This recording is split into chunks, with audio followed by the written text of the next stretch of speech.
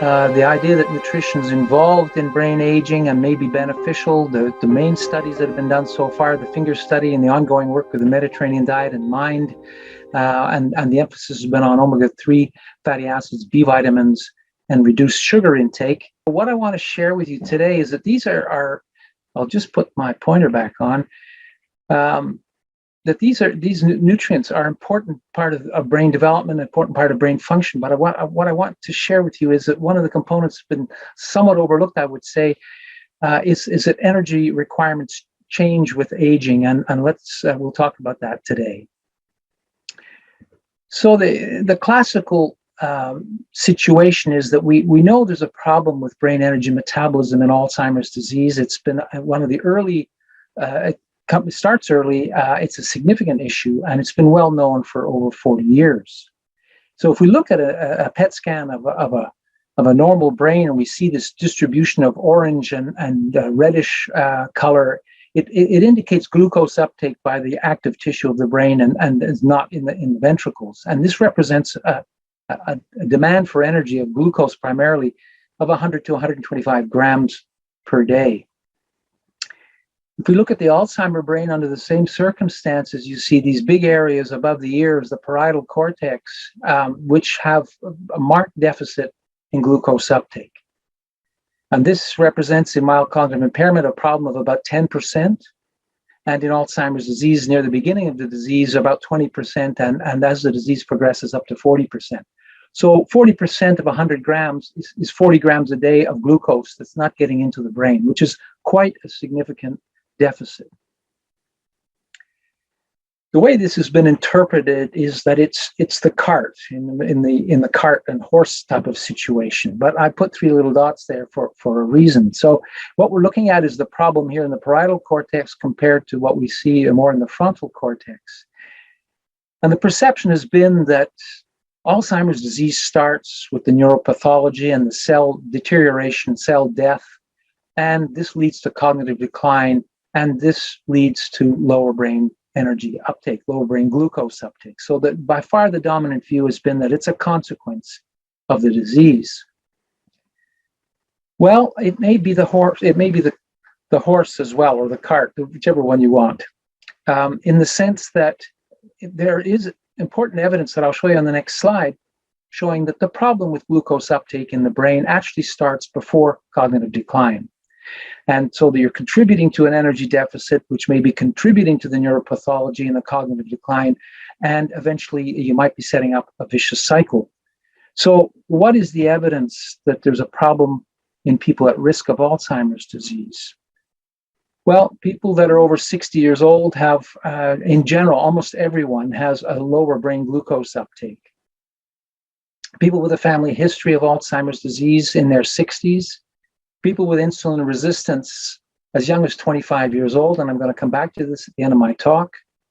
Those with a genetic risk in the form of carrying the ApoE4 allele have a problem at 30 years old, but they have no cognitive problem yet, as do those that have the highest the risk because of the mutation, the presenilin 1 mutation. They all have declining brain glucose uptake before the onset of the cognitive decline. So our perception is that this is definitely is contributing to the problem, and we should be looking at ways that we can prevent it. And the additional question we asked is that we've only had in the past the glucose tracer FDG to look at this problem. So what about ketone uptake? Because ketones are the brain's main alternative fuel to glucose. What do we know about that problem? So ketones, or ketone bodies, are derived primarily from dietary or stored fats. And the example I'll be using today is a medium chain triglyceride, or abbreviated MCT, containing C8 and C10 carbon fatty acids. Nowadays, you can go on the internet and buy ketone salts and ketone esters. Both will give rise to, in the one case, the endogenous ketones produced from adipose tissue, fatty acids in adipose tissue will produce acetoacetate, but it's in equilibrium with the beta-hydroxybutyrate, which is the one you would buy if you buy off the internet, the salts or the esters. So they're in equilibrium. I'm going to talk mainly about their impact on fuel metabolism, but they are also important brain lipid substrates. They're involved in signaling, and histone epigenetics. And so there's a more complex story that I won't have time to describe today. We were inspired by the role of ketones in infant brain development to look at the medium chain fatty acids as a source of ketones. Infants depend on ketones for normal brain development. So they're in mild ketonemia or hyperketonemia at birth, and for several months, it's a totally normal situation. The ketones are coming from medium chain fatty acids in the mother's milk and from long chain fatty acids in the infant fat stores. Ketone uptake is very rapid in the infant brain compared to the adult brain. And in addition to being a fuel, that'll come in the next point, but the ketones supply about 30% of fetal and neonatal energy requirements for the brain 24/7. So this is a constant. This is not an alternative fuel. This is an essential fuel in the developing brain. And ketones are also supplying a high percentage of the carbon used to make brain lipids and the myelin, the white matter that you see in the brain, which is quite rich in cholesterol and saturated fatty acids. I want to share with you 3 slides with 3 sort of basic principles of ketone metabolism. First is that glucose is brought into the brain by a pull mechanism. It's the brain that decides how much glucose gets in through the glucose transporter in relation to the utilization of glucose to make ATP. So this is what we call a pull mechanism. Ketones get into the brain via a push mechanism. When they're elevated in the blood, it's a signal that there's a need for them, probably a deficit in glucose, like during food restriction or caloric restriction, and ketones are pushed into the brain via a different transporter called the monocarboxylic acid transporter, which unfortunately has the same acronym as for medium chain triglyceride. So that's the first principle. The second principle, that's the second principle. The third one is that ketones are actually able to spare brain glucose metabolism. So in a situation where you put healthy adults in short-term nutritional ketosis with a ketogenic diet, the delta brain ketone uptake, as you increase the availability of ketones going into the brain, you decrease the uptake of glucose. It's less of an effect in the subcortical nuclei, and it's more of an important effect in the frontal and occipital lobes. But this is a very strong negative correlation. So what ketones do is spare glucose. So sort of in a mini summary at this point, the brain is really functioning or trying to function like a hybrid car, in the sense that the gasoline engine is running on glucose and the ketones are coming from the electric system and the battery and the electric motor. Glucose is normally supplying 2/3 or more of the energy requirements, but during energy restriction or carbohydrate restriction, ketones can rapidly pick up the slack. The problem, as I mentioned earlier, is that we're not getting enough glucose into the brain in people that are at risk of Alzheimer's or at the beginning of the disease. And what we wanted to explore was whether or not brain ketone uptake was effective. So we developed over 10 years ago now a dual tracer PET program in Sherbrooke, whereby we used the ketone tracer C11 acetoacetate. We gave that tracer first over 30 minutes. It was a washout period, and then we gave the classical glucose tracer FDG for the next 60 minutes. We acquired the MR data for anatomical, volumetric, resting state functional MR, and diffusion imaging separately. And most importantly, we collected blood samples throughout this process so that we could quantify the magnitude of the problem in the brain. So that would give us a therapeutic goal as to how much of a problem we're trying to solve and to what extent we achieve that. So in summary, in a cross-sectional study, the healthy age-matched controls, the mild cognitive impairment, and the Alzheimer groups, these are mean values for the entire group with approximately 20 people per group. The capacity or the K value for glucose going into the brain, instead of the normal values that you see here in the controls, in MCI, you start to see this green zone coming into the parietal cortex, and it gets more severe in Alzheimer's disease. So this is a significant decrease in glucose uptake in the parietal cortex.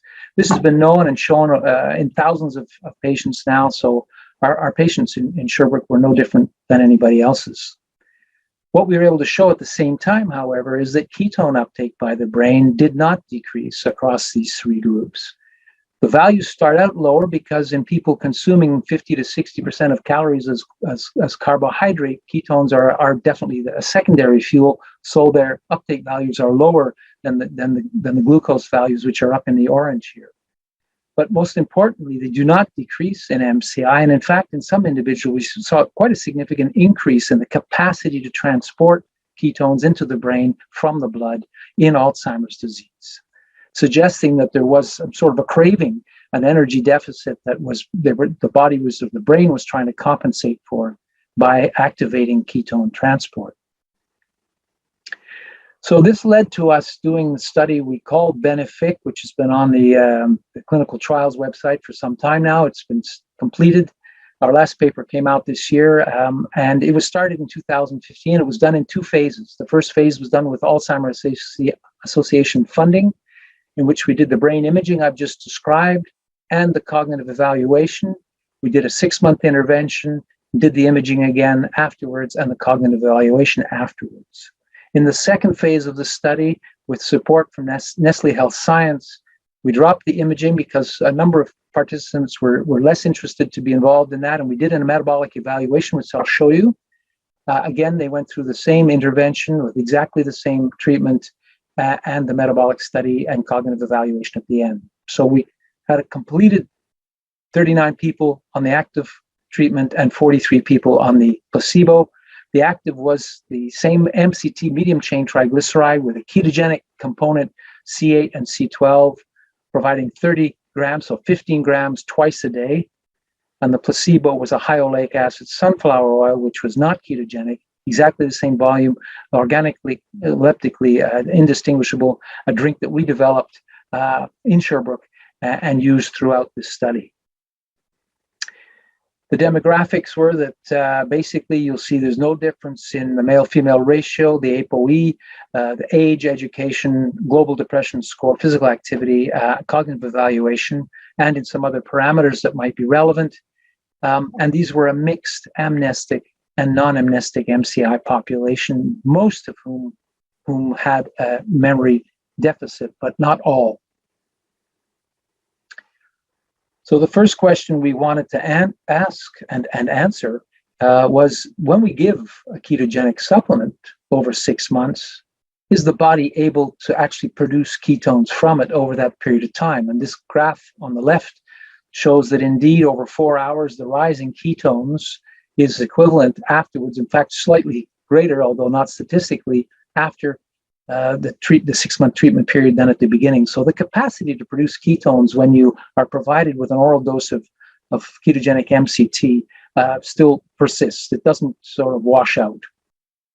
So that was one important parameter to establish. It's also clear that it's a transitory effect. So once you go into ketosis, you're back out of ketosis within 3 hours or so. At the time that it's elevated here in the blood, we can see that ketones are going into the brain as well, using the brain ketone PET imaging, something that we didn't see on placebo. So far so good in terms of the metabolic physiology. Also, for those that are interested in this type of work, it's not essential to set up ketone PET imaging. In fact, there's a very good correlation on R of 0.8 between the blood levels of ketones and the brain uptake of ketones. So the blood levels alone, if you can make those measurements, this sort of study can be done in a place that does not have PET imaging necessarily. So the bottom line in this study was what was going on with the cognitive scores. And I say here that there was improvement on 5 out of 5 major cognitive domains. I'm showing 3 results here for episodic memory, which is the main one that's related to the development and progression of Alzheimer's disease, executive function or problem solving, and language. And what we're showing is the delta score here. Placebo didn't change. MCT group went up by 1 word out of 16 with a p-value of 0.047. The executive function, verbal fluency, actually deteriorated a little bit on the placebo group and improved a bit on the MCT group, and also for the language tests, so the Boston naming test. So we see an improvement in all these 3 domains with the KMCT. We also see, because we made the measurements of both brain and plasma ketone uptake, that the memory domain, the executive function domain, and the language domain all improved in relation to the change in plasma ketones. So ketones on the x-axis, cognitive performance on the y-axis in a delta versus delta. Clearly, there's an overlap between the placebo group and the KMCT group. And when we started this study, we didn't know how much KMCT to give. And so we gave the maximum tolerated dose. But clearly, 30 grams a day of KMCT does not necessarily increase ketones in everyone. But still, there's a significant positive relationship with the memory, executive function, and language. So we see a mechanistic link, and would suggest that if those who were able to produce more ketones had a slightly better effect on cognition. I mentioned that it improved 5 out of 5 domains. This is the 4th domain I'm going to talk about now for the next couple of slides. What we're showing here is the pattern of the white matter tracks in the brain. And I think this is the first time anyone has assessed energy metabolism in the white matter tracks. What we're showing here is the ketone uptake by them. It's a bluish green color, which is down here at about 20 micromoles per gram per minute. And after the KMC treatment, you can see that it goes up into the orange, yellow to orange. So we've gone up to nearly 70 micromoles per gram per minute in these white matter tracks. So the gray matter is completely excluded from these images. And what we see is that the 4th domain here, in white matter, the processing speed improves in relation to the uptake of ketones in the white matter tracts or vesicles. So specifically, the vesicles that are in which we see this relationship are the ones shown here on the right. So the corpus callosum, the inferior frontal, and so on. You'll notice that 2 of the ones shown here are not shown on the glass brain, and that's because there was no significant, the posterior cingulate and the uncinate, they're not statistically different. There's a moderately good relationship in the case of the uncinate, but what we're seeing here is a relationship of a correlation of about 0.5 between the uptake of ketones in these vesicles versus the change in processing speed. So this is something that wasn't clear from an overall examination of the whole global uptake of the ketones by the brain. But once you tease out the white matter, you can see that myelin-based ketone uptake seems to be improving directly in relation to the processing speed that they show on the cognitive tests. And the 5th domain was attention, in which with functional MRI, we can map out certain networks in the brain, which are shown here and on the right as well. And the only one that was statistically significant between the placebo and the KMCT group was what's called the DAN, or the dorsal attention network. And the functional connectivity within the dorsal attention network was significantly improved after the KMC treatment. And this is correcting for intracerebral volume, white matter hyperintensities, and so on. This was just published this year in Neurobiology of Aging. And we see that within this particular network, the dorsal attention network, that the connectivity is a direct function of the uptake of ketones within this network. So if you only do the fMRI, this is the image you get. But when you are able to do them both with the ketone metabolism as well, you can superimpose one map on the other, and you can see that, in fact, when they're compared across individuals, that there's a direct positive relationship between the ketone uptake in this network and the functional connectivity across the regions of this network. And the improvements in ketone uptake and functional connectivity are related to the cognitive, composite score, for attention and processing speed, and the trail making test. So the trail making test is going faster here. So we're seeing a drop in the values. It's an inverse correlation with the functional connectivity, and also with the number sequencing test, again, accomplished quicker. So functional connectivity in this, the DAN and the attention domain and the ketone uptake are all directly related. We're not the only people to have worked in this area. And this is an overview of some of the papers that have been published, people working in Alzheimer's disease with ketogenic MCT, people working on the ketogenic diet in MCI, ketogenic diet in Alzheimer's disease, and so on. The endpoints in some cases were cognition, in some cases a question of feasibility, because the ketogenic diet is quite restrictive and not well tolerated by people in their 70s and 80s. Still, an improvement on the ADAS-Cog, an improvement on certain memory functions, and interestingly, in Susan Kraft's work that was published 2 years ago now, some neuropathology markers in the CSF were also improved. So there is work in this area. It's still at the beginning, but it's emerging and encouraging to see other progress in this field as well.